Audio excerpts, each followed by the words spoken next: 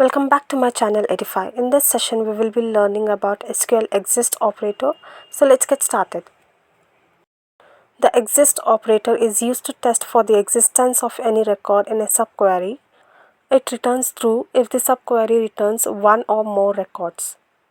And the syntax for that is select column names from table name where exist of select column name from table name where condition. So let's select a first name from the customers table where exist. Now here comes the subquery. Subquery is a query inside another query statement. In this, let's select item from orders table where the condition is customer ID present in orders table should be equal to customer ID present in customers table and the amount of the item should be less than 400. Now if we compile this displays the records which satisfies the query requirements, or you can say conditions. So this is how we can make use of exist operator in SQL query. I hope you guys enjoyed this session. If you did, then please subscribe to my channel Edify and hit the bell icon for more such updates. Thank you for watching.